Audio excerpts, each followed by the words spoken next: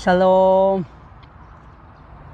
오늘도 초등학교 스터디 TV에 들어오신 여러분 환영합니다.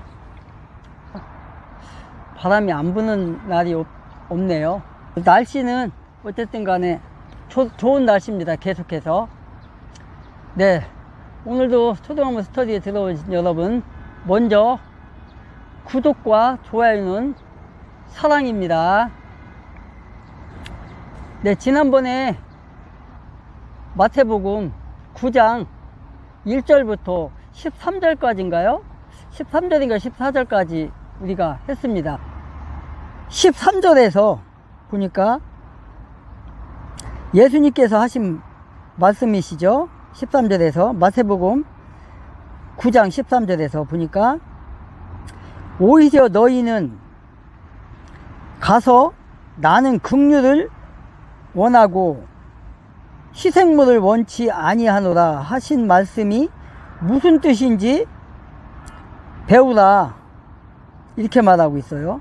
그러면서 뭐라고 하냐면, 나는 의로운 자를 부르러 오지 아니하였다. 죄인을 불러 회개하게 하려고 왔노라, 이렇게 기록하고 있어요.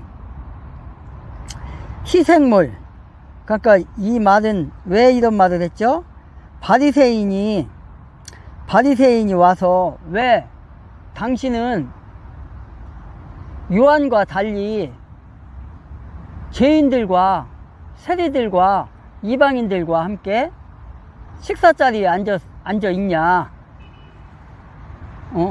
율법에 의하면 죄인들과 세리들과 이방인들과는, 그 유대인들은 식사를 하지 말라는 그런 말이 있어요. 지금 그걸 빗대서 지금 얘기하는 거예요. 그러면서 뭐라고 하냐면, 요한은 금식일 날 금식하는데 당신은 어떻게 금식하는 날 식사를 할 수가 있냐, 또 이런 말도 했어요. 여기에 대한 답이 지금 이겁니다. 나는 의로운 자를 위해서 온 게 아니라 오히려 누구를 위해서 왔대요? 죄인들을 불러 회개케 하고자 왔다. 그리고 위에서 보면은 뭐가 있냐면, 병든 자를 예를 들었습니다. 병든 자는 뭐가 필요하냐? 의사가 필요하다. 병이 없는 사람은 의사가 필요 없지만 병이 있는 사람은 의사가 필요하다. 지난번에 다 설명했죠. 왜 그런지. 예, 그러면서 뭐라 했냐면, 나는 긍휼을 여기로 왔다. 긍휼을, 하나님의 사랑, 헤세드, 무조건 주는 무한한 사랑이죠. 하나님의 사랑,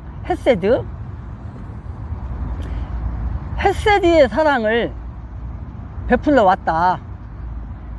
죄인을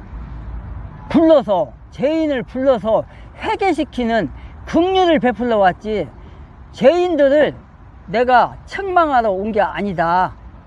죄인들을 나는 사랑하러 왔다. 병든 자에게 의원이 필요한 것처럼 나는 죄인들에게 내가 필요하기 때문에 왔다, 이렇게 말을 했어요. 그러면서 너희들은 율법의 중요한 것을 까먹고 있다, 이렇게 얘기를 했어요. 율법에서 말하는 거 뭡니까? 유대인들은 제사보다 제밥에 더 관심이 있었어요. 그런데 예수님은 제사보다 그 제사에 담긴 뜻, 사랑을 실천하러 오신 거예요. 그래서 하나님께서 최초로 세운 왕이 있는데, 그 왕에게 사무엘 대언자가 뭐라 했냐면, 하나님은 제사를 원하지 않는다. 순종을 원한다. 순종. 하나님의 뜻을 따르는 그런 왕을 원한다. 근데 당신은 하나님의 본 뜻을 행하지 않았다. 그래서 당신이 하나님을 버렸기 때문에 하나님도 당신을 버렸다, 이렇게 얘기를 해요. 그러면서 하는 소리가, 당신은 제밥에 관심이 있었다, 그렇게 말을 했죠. 그래서 하나님은 제사보다 거기에 담긴 뜻, 사랑, 순종을 원했다. 이렇게 얘기를 해요. 그거하고 일맥상통하는 거예요, 지금 이게. 너희들은 죄인들과 세리들과 이방인들과 먹는 걸 지금 나에게 잘못된 거라고 얘기하는데, 그게 율법에 너희들은 참 뜻을 알지 못하는 것이다. 나는 긍휼을 베풀러 왔다. 이렇게 얘기를 해요.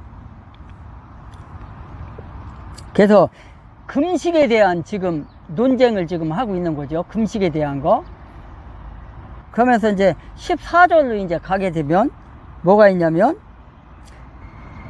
그때에 요한의 제자들이 그분께 와서 이르되, 우리와 바리새인들은 자주 금식하는데 어찌하여 선생님의 제자들은 금식하지 아니하나이까? 이렇게 얘기를 해요. 그러니까 예수님께서 그들에게 이르시되, 신랑이 혼인방 아이들과 함께 있을 동안에 그들이 애곡할 수 있느냐? 그러나 그들이 신랑을 빼앗길 날들이 오리니 그때에는 그들 것이니라. 그러면 16절에 아무도 새 옷감 조각을 낡은 옷에 붙이지 아니하나니 이는 그것을 메우려고 붙인 것이 그 옷을 당기어 그 찢어짐이 더 심하게 되기 때문이라. 17절에 사람들이 새 포도즙을 낡은 부대에 넣지 아니하나니 그리하면 부대가 터져 포도즙이 흘러 나오고 부대도 못 쓰게 되느니라. 오히려 그들이 새 포도즙을 새 부대에 넣나니 그래야 둘 다 보존되리라 하시니라.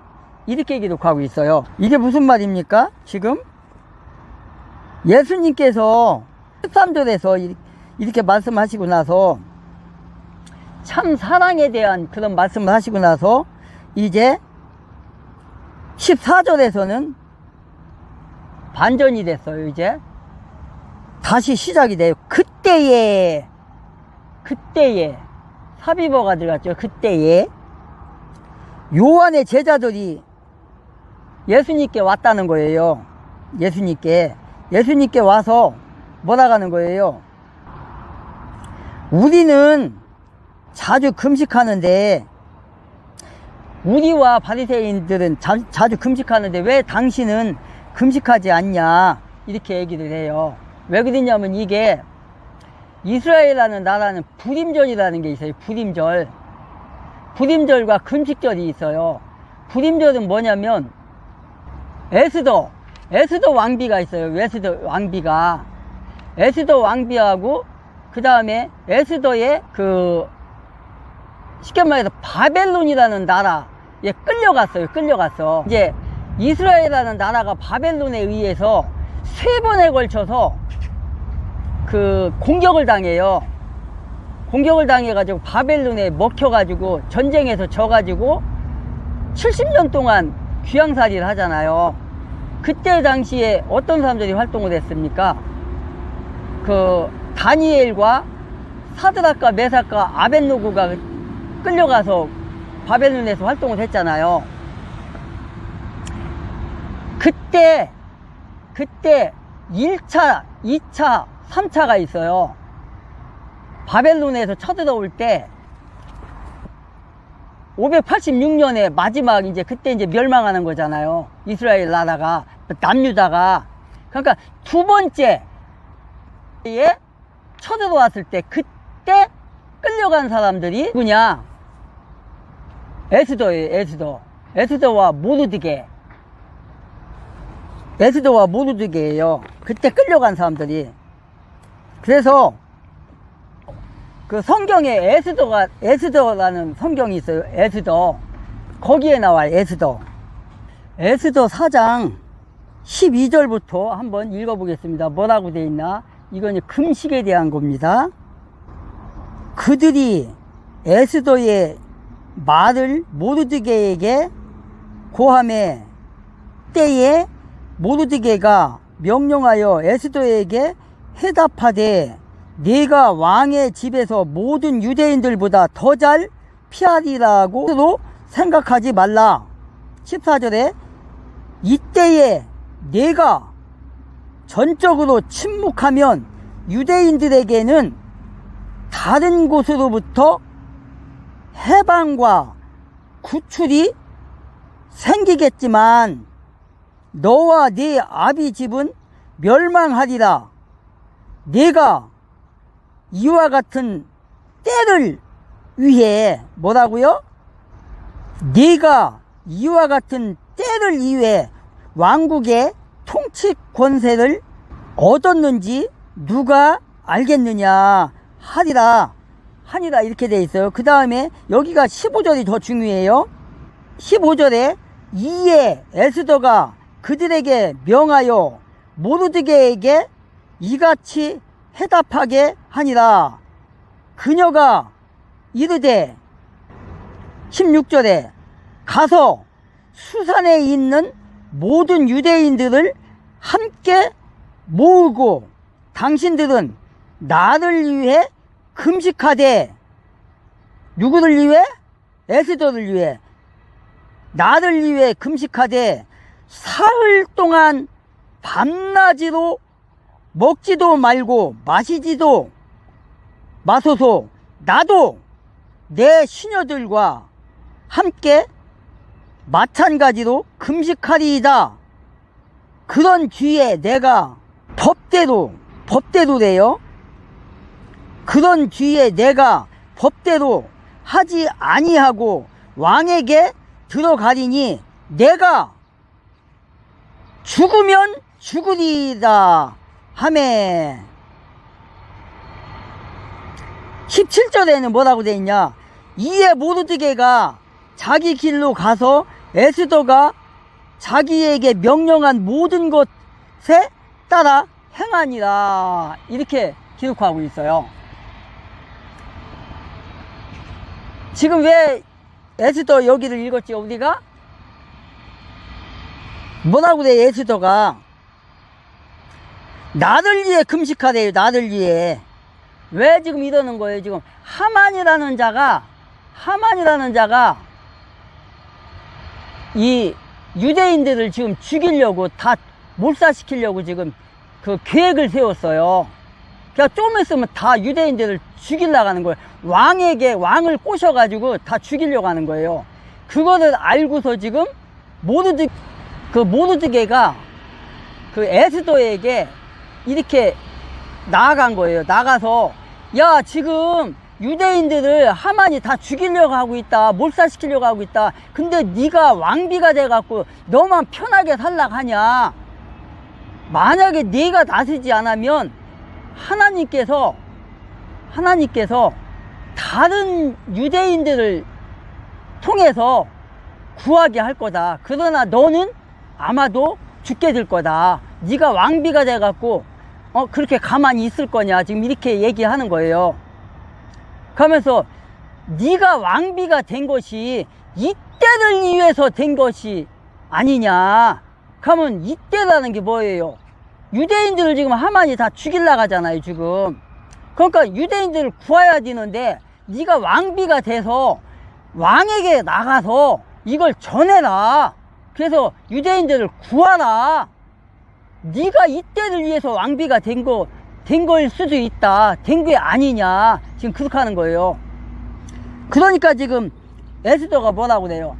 좋다. 그럼 내가 그렇게 하겠다. 그런데 왕이 왕비를 부를 때만 왕 앞에 나갈 수 있다. 왕이 부르지도 않았는데 나가게 되면 다 죽는다. 그런데 내가 당신의 말 듣고 그냥 부르지도 않았는데 내가 그냥 왕 앞에 가겠다. 죽으면 죽으리라는 그런 심정으로 가겠다. 지금 이 말인 거예요. 그러면서 뭐라고 그래요? 나를 위해서 금식 기도하래요. 나를 위해서. 당신들은 나를 위해 금식하되 며칠 동안? 사흘 동안, 3일 동안 금식하라는 거예요. 그러면 나도 내 시녀들과 함께 금식하고 나가겠다. 왕 앞에 죽으면 죽으리라는 심정으로 가겠다. 그래서 유대인들을 구해달라고 내가 왕에게 얘기를 하겠다. 이렇게 한 거예요. 왜 지금 여기를 읽은 거지 우리가요? 바로 아까 마태복음 14절 15절에서 나왔잖아요. 그거예요. 부림절날 3일 동안 금식 기도하는 거, 이 결례를 따라서 하는 거거든 이게요. 부림절이 뭐예요? 부림절이 지금 이거 에스더에 나오는 이거예요. 바로 유대인들을 구출하기 위해서 에스더 왕비를 통해서 모르드게가 유대인들을 구출한 거예요. 그래서 부림절을 선포한 거예요. 이렇게. 그래서 부림절 날은 3일 동안 기도하는 절기로 만드는 거예요. 유대인들이. 이게 에스더가 바벨론 그 남유다가 이스라엘 나라는 두 개로 나눠져 있다겠죠. 두 개로. 남유다하고 북이스라엘로 나눠져 있어요. 그래서 지난번에 설명을 했는데 남유다는 예루살렘이 수도예요. 예루살렘 성전이 있는 데가 수도예요. 그리고 북이스라엘은 사마리아가 북이스라엘의 수도예요. 그런데 북이스라엘은 이미 망했어요. 북이스라엘은 이미 망했어요.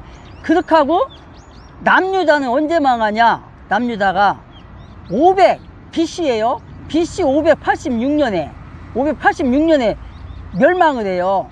그런데 그 바벨론의 나라가 3번에 걸쳐서 지금 그 침공을 당한 거예요. 그 다음에 두 번째는 600년대에, 그 다음에 586년에 완전히 이제 망해요.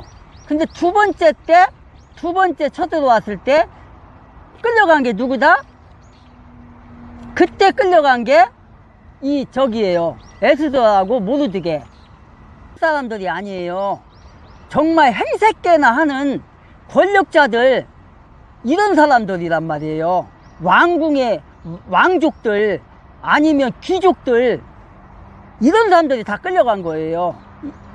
이게 그때에 같은 사람들이 다 끌려간 거예요. 그때에 사드락과 메색, 다니엘 이런 사람이 끌려갈 때 나이가 몇 살이에요? 12살에서 15살 그 사이에요. 그때 끌려간 거예요. 그리고 586년에 완전히 남유다까지 이제 망한 거예요. 그때 바벨론에 의해서. 그때 당시에 그랬던 지금 에스더가 지금 왕비로서 내가 죽으면 죽으리라 하는 심정으로 지금 왕 앞에 간 거예요. 그러면서 그 모르드게에게 나를 위해서 기도해라. 모든 유대인들이 나를 위해서 기도해라. 기도하되, 금식 기도하되 3일 동안 해라. 이게 전례가 된 거, 이게요. 그래서 여기에서 지금 나온 게 지금 그 얘기인 거예요. 바리새인들이 얘기하는 게 3일 동안 기도를 하는 건데, 바리새인이 얘기하는 게 그 다음에 누구야? 요한의 제자들이 얘기하는 게 바로 그거예요. 그러면서 14절로 넘어가는 거예요. 그때에 요한의 제자들이 그분께 와서 이르되 우리와 바리새인들 누구와? 요한과 요한의 제자들과 바리새인들은 어떻게 한다는 거예요? 자주 금식하는데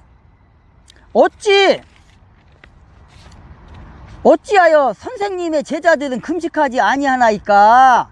이렇게 지금 물은 거예요. 지금 이렇게. 근데 지난번에 제가 설명할 때 위에서 뭐라겠어요? 금식에 대한 거 3일 동안 하는 건데 이 사람들은 일주일 동안 했다. 일주일 동안. 그러니까 형식적인 기도를 한 거예요. 이들은요.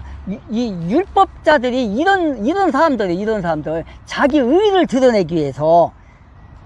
그러니까 얼마나 이들이 의식적인 기도를 했는지, 여기서 나타나는 거예요. 바로 요한의 제자들이 이렇게 하는 거예요, 지금. 그래서 뭐예요, 지금 이 14절이 뭐예요, 바로 이게. 바리새인들이 요한의 제자들이 와서 우리는 금식하는데 어찌하여 당신의 제자들은 금식하지 아니하나이까, 이렇게 하면서 뭐예요, 이게 여러 가지로 생각할 수 있잖아요. 첫 번째로 생각할 수 있는 건 뭐예요? 예수께서 마태의 집에 세리들과 죄인들과 함께 식사하는 이 날이 요한의 제자들과 바리새인들이 뭐예요? 금식절로 지키는 날이라는 거예요, 이때가. 두 번째는 또 뭐예요? 바리새인을 비롯해서 일부 그 유대인들 있잖아요, 유대인들은 율법의 근거에서 금식하고 이렇게 자기들의 몸에 고통을 주는 금욕주의라든가 이런 거를 의식적으로 해왔다는 거. 의식적으로 이렇게 그러니까 이 바리새인들과 이런 자들은요, 금욕주의자들이야. 금욕이 뭐예요? 금욕이 금식하고, 또 이제 이런 때는 여기는 또 뭐까지 있냐면 성관계까지 있어요. 부부관계. 그런 것도 금했다는 거예요, 지금. 그런 생활로서 자기네들의 의의를 드러냈다는 거예요, 이게 지금. 그런 거를 남발하던 자들이 바로 바리새인과 사두개인과 또 금욕주의자들과, 그 다음에 여기서는 안 나왔지만 SNF파라든가 바리새인들, 이런 자들이 그런 짓을 했다는 거예요. 여기에는 누구도 속하냐? 여기에는 요한도 속해요. 요한, 침례 요한이 어떤 사람이에요? 예수님의 이종이죠. 이모니까 예수님보다 6개월 먼저 태어난 사람. 그 사람은 광야에서 메뚜기와 석청을 먹고 살았다고 했잖아요. 그런 생활을 했던 사람이에요. 그렇기 때문에 이 사람도 이렇게 엄격한 유대주의자라고 봐야 돼요. 그래서 이렇게 주장을 했던 거예요. 바로 이렇게 자기들의 풍조에 따라서 강요하고 금식하지 않는 사람들을 죄로 여기고 이렇게 했다는 거, 이 사람들이요. 그러니까 얼마나 이 사람들이 이렇게 자기네들의 의의를 드러내고 이런 신앙을 금식이라든가 금욕이라든가 이런 걸 통해서 드러내고자 했던, 자기들의 의의를 드러내고자 했던 그런 자들이라는 거예요. 이런 오류를 범한 자들이 바로 바리새인이었고, 또 여기에는 침례 요한도 포함이 되는 거예요, 사실상. 여기에 그걸 지금 예수님이 말을. 그리고 또 뭐가 있냐? 예수님이 또 뭐라고 했어요? 의사와 같은 사람이다. 그러면서 뭐라고 했어요? 병자에게 의사가 필요하고 죄인에게 뭐가 필요하다겠어요?